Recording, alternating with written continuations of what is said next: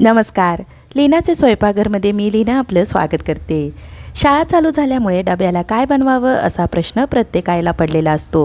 म्हणूनच आज मी अगदी कमी वेळेत कमी साहित्यात पटकन तयार होणारी चविष्ट अशी बेसन पोळीची रेसिपी घेऊन आलेली आहे.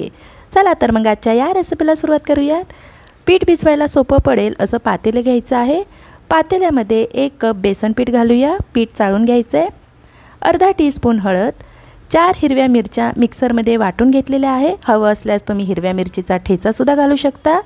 चवीनुसार मीठ आणि भरपूर बारीक चिरलेली कोथिंबीर घालूयात. आता हे आपल्याला हातानेच व्यवस्थित मिक्स करून घ्यायचं आहे.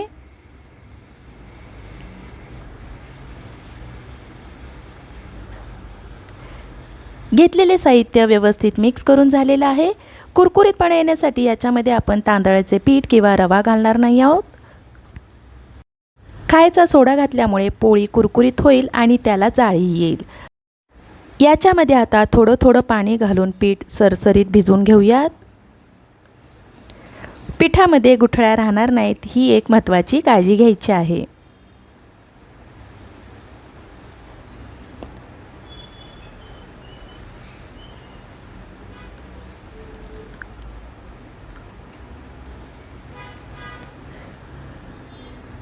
हे बघा, पीठ आपलं सरसरीत भिजवून झालेलं आहे. गॅसच्या मोठ्या आचेवर तवा गरम करायला ठेवायचा आहे. शक्यतो बेसन पोळी करण्यासाठी चपातीचा तवा वापरा. पोळी लवकर भाजली जाईल. तवा गरम झाला की याच्यामध्ये पाव पळी तेल घालूया. ब्रशच्या साहाय्याने तेल पसरून घेऊयात.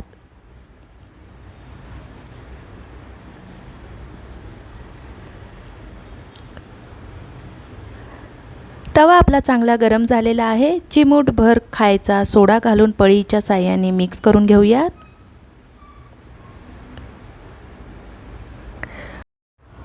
पोळीसाठी पीठ जास्त दाट किंवा पातळ भिजवायचं नाही आहे. पीठ दाट झालं तर पोळी जाड होईल आणि भाजायला वेळ लागेल. पातळ पीठ झालं तर पोळी व्यवस्थित पचणार नाही, भाजताना तुटेल. खायचा सोडा आपला व्यवस्थित मिक्स करून झालेला आहे.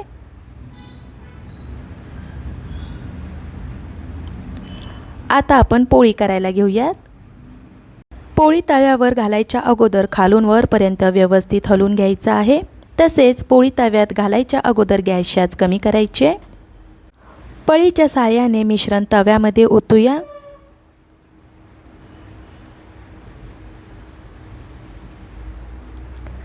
हाताने पसरून घेऊयात म्हणजे पोळी सर्व बाजूने एकसारखी होईल.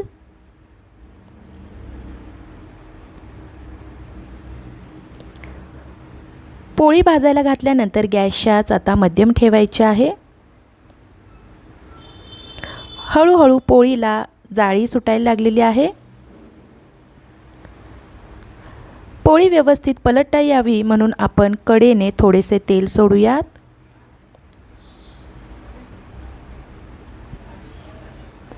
पोळी भाजण्यासाठी आपण आता याच्यावर झाकण वगैरे ठेवणार नाही आहेत. कडा सुटायला लागल्या की पलटून घ्यायची आहे. पोळी खालच्या बाजूने छान खरपूस भाजलेली आहे. आता आपल्याला तेल वगैरे सोडायचं नाही आहे. 2-3 मिनिटे झाले की पलटून घ्यायचे. बेसन पोळी दोन्ही बाजूने छान खरपूस भाजून झाले. हे बघा, अगदी आपली 10 मिनिटाच्या आत बेसन पोळी तयार झाली.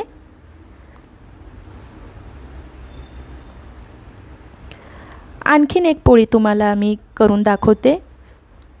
सुरुवातीला आपण तेल जास्त घातलेलं होतं, पण आता कमीच तेल घालायचं आहे. पीठ पळीच्या साहाय्याने या पद्धतीने पसरून टाकायचं आहे म्हणजे हाताने पसरवण्याचे व्याप कमी होईल.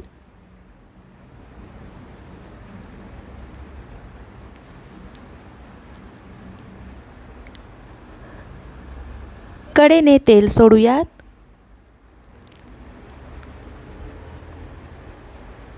पोळीच्या कडा भाजलेल्या दिसल्या की पलटून घेऊयात. आता दुसरी बाजू पण आपण खरपूस रंग येईपर्यंत भाजून घेऊयात. दुसरी पोळी पण आपली छान खरपूस भाजून झालेली आहे. घेतलेल्या मिश्रणात मध्यम आकाराच्या 3 बेसन पोळी तयार होतात. घरात भाजीला जेव्हा काही नसेल तेव्हा बेसन पोळी हा बेस्ट पर्याय आहे. अशी जाळीदार कुरकुरीत खमंग बेसन पोळी तुम्ही चपाती भाकरीसोबत खाऊ शकता. अशी बेसन पोळी तुम्ही नक्की करून बघा. तुम्हाला आणि तुमच्या घरातील सर्वांना जरूर आवडेल. मला आशा आहे आजच्या या रेसिपीची तुम्हाला थोडीफार मदत झाली असेल. आजची ही रेसिपी तुम्हाला आवडली असेल तर लीनाचे स्वयंपाकघर या यूट्यूब चॅनलला लाईक, शेअर आणि सबस्क्राईब करायला विसरू नका. धन्यवाद.